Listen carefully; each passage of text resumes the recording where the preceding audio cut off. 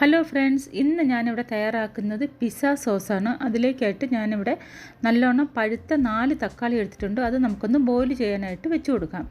തക്കാളിയെല്ലാം ഇവിടെ നല്ലവണ്ണം ബോയിലായി അതിൻ്റെ സ്കിന്നെല്ലാം വിട്ട് വന്നിട്ടുണ്ട്. ഇനി നമുക്കിതിനെ തണുക്കാനായിട്ട് മാറ്റി വയ്ക്കാം. തക്കാളിയെല്ലാം നല്ലവണ്ണം തണുത്തതിന് ശേഷം മാത്രം ഇതിൻ്റെ സ്കിൻ റിമൂവ് ചെയ്തിട്ട് നമുക്കൊരു മിക്സിയുടെ ജാറിലേക്ക് ഇതിനെ മാറ്റി കൊടുക്കാം. എന്നിട്ട് നല്ലവണ്ണം അരച്ച് ഫൈൻ പേസ്റ്റാക്കി എടുക്കാം.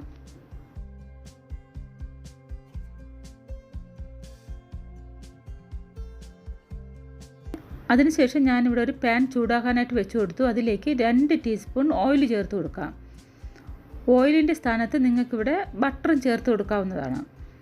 അതിലേക്ക് 2 ബേ ലീഫ് ചേർത്ത് കൊടുത്തു.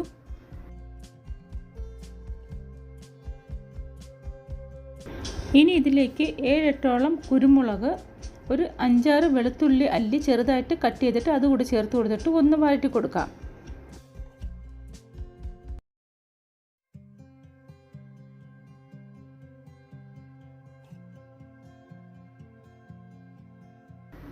ഇനി ഇതിലേക്ക് സവാളയാണ് ചേർക്കേണ്ടത്. ഞാനിവിടെ വലിയൊരു സവാള ചെറുതായിട്ട് നുറുക്കിയിട്ട് അത് ചേർത്ത് കൊടുക്കുന്നുണ്ട്. ചെറിയ സവാള ആണെങ്കിൽ 2 എണ്ണം എടുക്കാവുന്നതാണ്.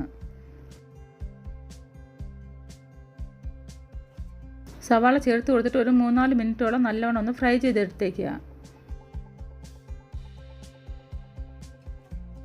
ഇനി നമുക്ക് അരച്ച് വെച്ചിരിക്കുന്ന ടൊമാറ്റോ പ്യൂരി ചേർത്ത് കൊടുക്കാം.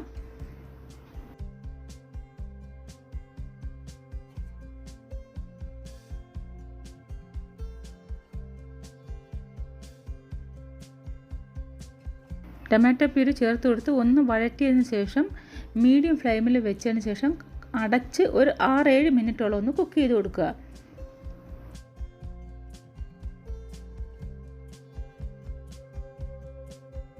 ടൊമാറ്റോ പ്യൂരിയുടെ നല്ലവണ്ണം കുക്കായി ഒന്ന് ഡ്രൈ ആയി വന്നിട്ടുണ്ട്. ഇനി നമുക്കിതിലേക്ക് ആവശ്യത്തിനുള്ള ഉപ്പ്, 1 ടീസ്പൂൺ പഞ്ചസാര, 1/2 ടീസ്പൂൺ മുളക് പൊടി, ഒരു 1/2 ടീസ്പൂണോളം ഓറിഗാനോ,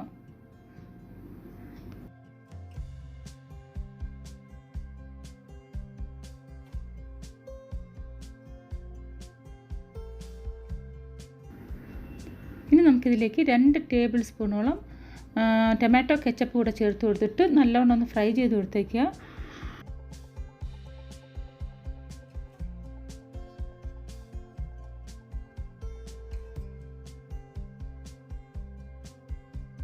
ഒരു 1-2 മിനിറ്റോളം നമുക്കിതൊന്ന് കുക്ക് ചെയ്തെടുക്കാം.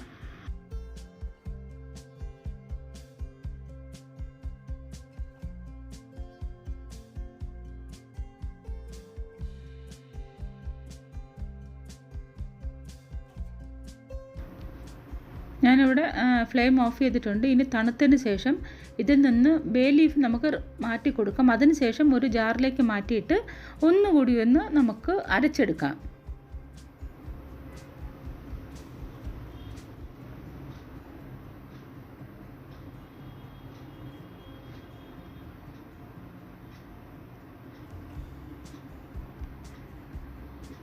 ഒരു 3-4 സെക്കൻഡ് ഒന്ന് അരച്ച് എടുത്താൽ മാത്രം മതി. അതിനുശേഷം സെയിം പാനിൽ തന്നെ നമുക്കിതിനെ ചേർത്ത് കൊടുത്തിട്ട് ഒരു 1-2 മിനിറ്റ് കൂടി ഒന്ന് കുക്ക് ചെയ്തെടുക്കാം.